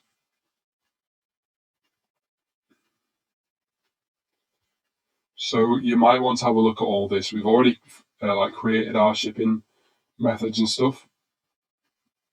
So click create a new bar and all this will show up. Click any of these templates and then you'll have a preview. And what you need to type in is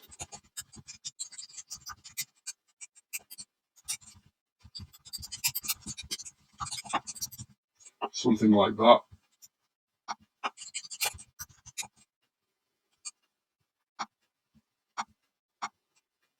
You are perfectly fine to use today. Without today, I was using this for a good 3 months. It was only until recently where I had a store review from a 7-figure marketer who said, add today to the end of a lot of your things. Add today where you can, just to drive urgency and drive people to not procrastinate making their sale. Because generally people add to cart and abandon it. Whereas if it's today and you reiterate today throughout the sale process, throughout your sales funnel, then they're going to carry on. They're going to be more inclined to finish what they started today, to finish the checkout process today.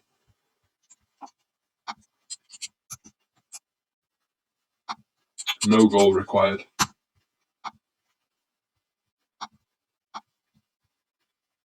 You want to make sure that the initial message is the same as the goal achieved message. Do not add a link to the bar. Top page pushes down the rest of the page. Always visible while scrolling, so you want that second option. Display on page, any page. Do not exclude any page. Display on both desktop and mobile. Always display. And now we want to sort out our color. So this is up to you. What I like to do is to match it up. So just find one of my buttons. I use this cool color picking extension. Click it. Color copy to clipboard. Paste it in. There we go. Text color. Off-white. Slightly off-white. Special text color. No idea what that is. Same as the text color. Background color opacity. Solid 1. Fonts. I keep it very simple. I usually go for either Helvetica, Verdana, Montserrat, Oswald, or Mully. I'll try Montserrat. Pretty sure you can preview it. Yeah, here we are. So actually I don't like Montserrat in this context, so I'm gonna try out this one. Nope. Quicksand. Nope. I see a lot of people using I see Lobster and Chewy and Bangers used a lot. I really don't like them. I think it's a bit gimmicky.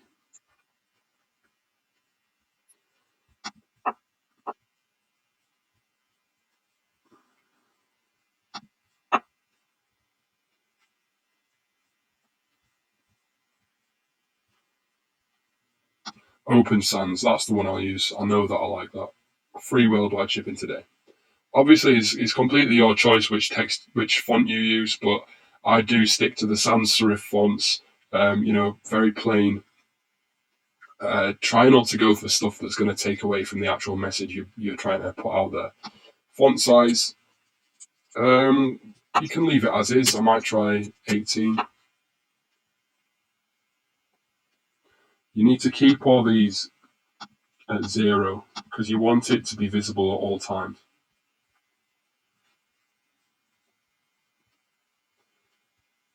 I'm going to leave the font size at 16 actually. And I think I'm good to go. Save. Bar created. So that's running now. So I'm just going to refresh. There we go. Free worldwide shipping today. I might change the wording slightly. So edit.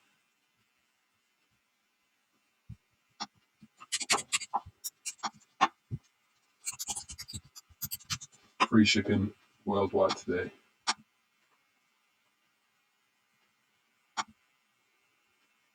And in fact, what I'm going to try and do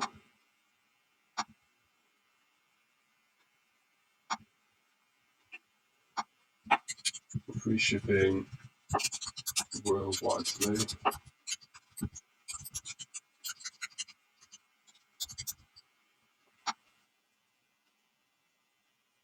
Okay, cool. Been at this a while now, and let's start speeding it up a bit. I'm not going to cover how to sign up for a Facebook page and Instagram, Twitter, and all that. I will show you quickly how to connect them to your Shopify store. All you do is add the URLs here, and the buttons will then show up here on my theme, and it'll show up elsewhere on your store if you're using any theme other than the simple theme. And that's that. So if you're struggling for things to do, simply head over to Facebook and Instagram, definitely, and register your store or register an account with your store name on each of those. So you want a Facebook page and an Instagram account. You can set up a Twitter and a Pinterest if you want, but I'm not into those. It's up to you. If I remember rightly, we ended the last video with me saying I'm going to sign up to my social media pages, and I will show you how to connect those to your store. So you have the social media logos here. In this video, I'm also going to show you some decent resources for getting designs done, because you will want a logo and perhaps a header image like this. These were done really quickly. I have recorded a really, really quick video, which I'm going to speed up, of me just going through the design process on Illustrator, although you can skip that. I may not even include it. I may not even include the video in the group, in the course at all. Anyway, so quickly, options for design. If you've got, an eye for design yourself, I don't have the best eye for design. I'm not the best illustrator, but I know my way around it, and I've just quickly created this and this. If you don't have Illustrator, you do not want to use Paint because it's rubbish. So what you can do is head over to Canva, which a lot of people use, and I really recommend it. It's what I used when I started my first store, because I didn't have the time really to design anything on Illustrator. I just wanted to get a store out there and start making some sales and see if I could do it. I have since created my own logo on Illustrator, but anyway, I would really recommend Canva. It's great. Just head over to canva.com, sign up, and you can use custom dimensions for your designs, because you are going to want, a Facebook header, a Facebook profile photo, an Instagram profile photo, perhaps a Pinterest profile photo, a website logo, and a website header. So you can just, for each design, you can type in the dimensions you want here. I've got the dimensions noted down. I'll include them in the post that accompanies this video in the group. Alternatively, you can use Fiverr. It's not free. It costs a fiver, as you can probably guess, usually. and people will do logo design for you, really cheap. I haven't used it for logos before. I have used it for ebook formatting and stuff like that. I rate it, it's good, but it just depends on, finding a good seller. And finally, there are two people in the group that I know do graphic design. That's Dom and Zach. I'll tag them in the post in this group for this video. I've spoken to them already. They're happy to do people's logo design and all that. They do charge. They said that they do logos for £10, which is really reasonable for individual support, one-to-one support. You letting them know exactly what you want. I'm sure they will iterate designs as required if you don't like their first draft or whatever. But I'd suggest just messaging them first on Facebook and just seeing what you think. But yeah, Canva's the free option, and then you've got Fiverr and then Dom and Zach, so it's up to you. Anyway, now that that's covered, I have signed up to Facebook. I've got a Facebook page with my novelty pillow store. I've got an Instagram. And I also signed up to Pinterest. I'm not going to be using it, but I'm a bit OCD and I like my store looking good. And the social media icons are going to appear here. And I just don't think it looks really, really good, really, with just two icons. It looks better with 3 or 5, so that's why I've signed up to a third. I'm not going to be using it, but it's just so I can have 3 icons here. Once you've got your designs, you don't have to have designs. You don't have to have a logo. You don't have to have a header. You can skip all this if you want. But I think it's important in your branding aspect and making it look a bit more professional. So once you've got your design, what you need to do is add a featured banner, which is this bit here. You don't have to have one of these, as I said. To add the featured banner, just click Add Section and click Featured Banner. And then click the featured banner and upload it here. 970 pixels wide minimum. Mine is 2000 wide, I think. I'll check. I will include this info in the post in the group, as I said. Header, pretty simple. Click on header. Upload the logo image. And you can change the width. Here, you don't have to redesign in a new width if you've done it wrong. Just type in a new width. Let's see how big it can go.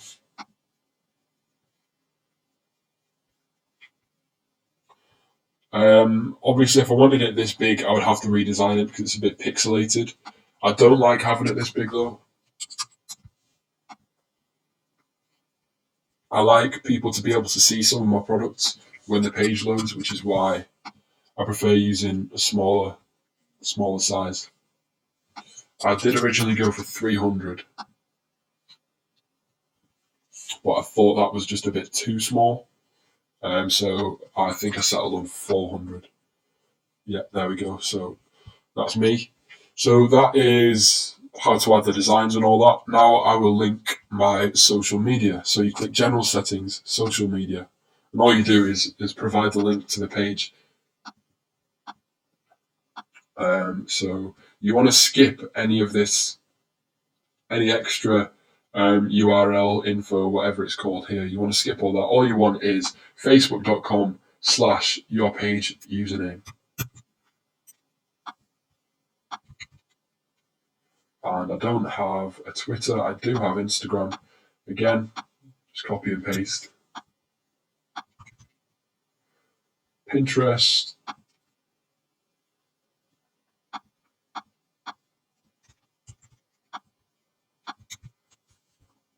So I'm going to save that.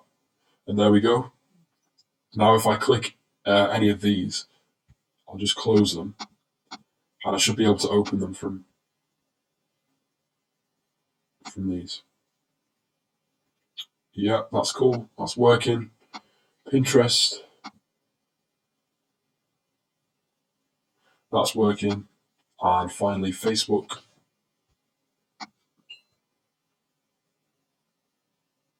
That's working as well.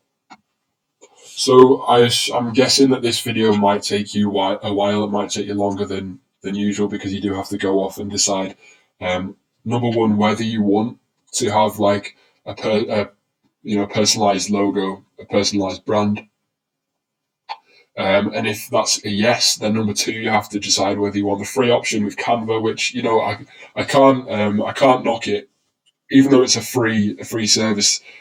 You can come up with some really good designs. I know they're very basic, but they work. And I used the Canva design as my header on my first store for a good month, and I was raking in the sales. So it's up to you. Again, as I said, you don't have to have any of these, but I think it looks cool, and my store's sort of taking shape now. I should also mention that after you've done this, and after you've actually signed up for social media pages and accounts for your store and linked them, you now have a saleable asset. You can actually sell this now to a website developer, an investor, whoever. You can sell this. I have seen stores go for $1,000, which is pretty stupid considering that website itself had only 2 sales at the time. If you do want to start flipping websites as a business, I'd say try and get some sales in first, because the value will rise exponentially even through the first few sales. Because at the moment this is untested, this might not work as a business. But as soon as you've got some sales, you've got some evidence that you're selling stuff that is in demand, that people want, and it's a profitable website. My first store, I kind of treat myself every month on the 10th of every month to a website valuation, just to keep me going forward, keep me building, and keep me motivated with it. So my third valuation is coming up, or is it my fourth? Started in September, first one in October, 2nd November, 3rd December. My fourth website valuation is coming up tomorrow. So I will let you know how that goes. As promised, we're going to add some more apps, because I know that the apps section is something that a lot of people look forward to, because basically people don't really know which apps to install, and there are sometimes multiple apps that do the same thing, and people don't really know which of the many apps that do this thing to go for. Back to apps, I promised that we would look at the apps that help with your conversion rates after we set up our social media. So that's what we'll do. We'll look at the 2 main apps that I use to increase my conversions.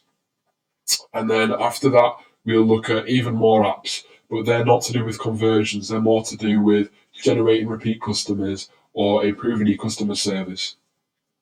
So first of all, we have Yo. And what Yo does is display sales in real time. If you remember back to the pillow store, the Boyfriend Pillow Australia store, and there were pop-ups in the bottom left corner showing recent sales, and that sort of spurs other people to make their own sale, because they realise that this site is to be trusted. It's already got traffic, it's already got sales. I'm not going to be conned by these guys. And that's important, because these people have only just heard of your brand. And generally what people say is it takes someone 7 connections with a customer to actually make a sale. They have to see your brand name 7 times to actually buy something from you. So this sort of speeds up and expedites that process. So what you want to do is head over to Yo. I've included a link in the post with this video in. Just click get. Well, it's up to you whether you want to get it now or later, because there's a 14-day free trial. I'm going to get it now, because 14 days is a long time, and I'm pretty confident I can make sales in that time. Okay, you just click approve charge. You've got a 14-day free trial period, so you aren't actually going to get charged yet.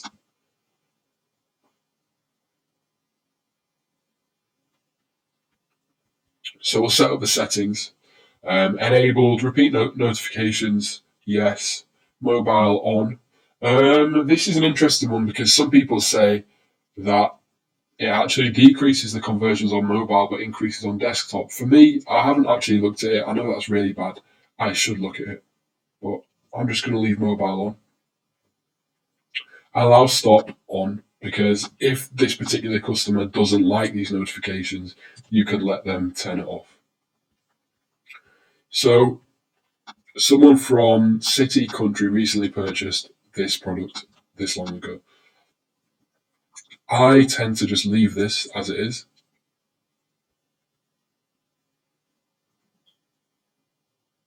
In fact, no, what I actually do is use the first name because it's more personal and it's more legit. It's an actual human being's name.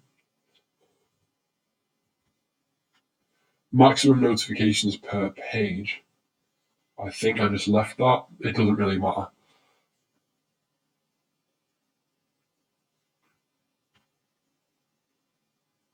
And you want to leave these off as well. Time settings, max duration timestamp.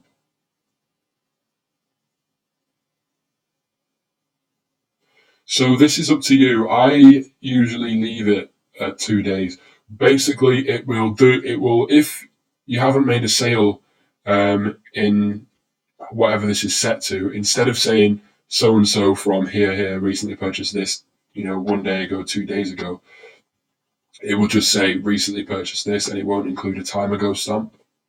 So basically, this is your cutoff for the time ago stamp to appear, and you don't really want it to be more than 3 days. You want to show recency if you can, and if you can't show recency of sales, don't show how recent the last sale was. Don't use a fake timestamp because it's just a lie.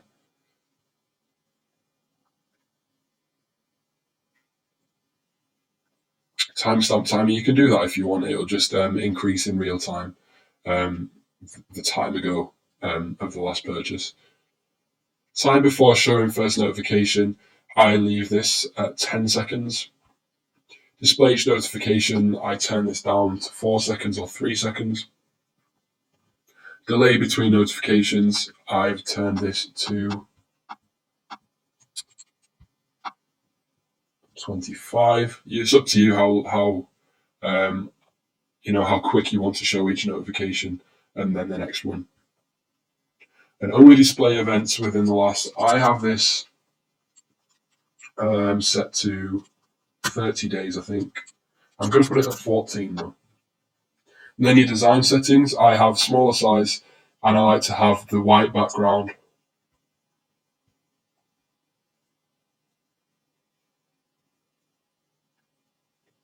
And I think I'm just going to leave the color scheme as it is. Notification positions, this is where it's going to pop up on your screen. I leave it to bottom left. Animation type, slide from bottom.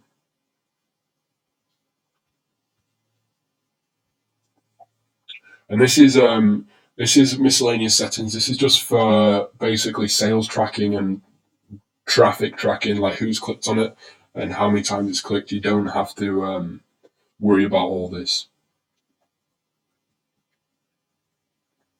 And this is just a fail safe. So if someone hasn't included the first name in the message, this is what it will show. My targeting is going to be mainly women, so I'm going to change it to a woman's name. So that's Yo finished. Now onto Horrify. On Horrify is a countdown timer. This looks horrible, so we're not going to use that design. I'll install it in a couple of days' time because I've still got a few things to do, and I'm not going to actually start running ads until I've edited all these videos and posted them for you. So I'm not going to add it yet. What I will do is head over to my first store and show you what my settings look like. You only get a 2-day free trial, so I'd suggest, unless you've got money to burn and you want to see what it looks like now, I suggest waiting and coming back to this video once you're actually ready to launch your store and start getting traffic. But it's incredibly important that you do install this because it is a huge factor in increasing your conversions, because it sort of pushes people to make the sale today. And as we've been, saying free shipping today across the design of our site on the free shipping header and all that, this sort of reinforces that idea. In fact, what we'll do, I won't show you what it looks like on the first store. We'll just watch this video.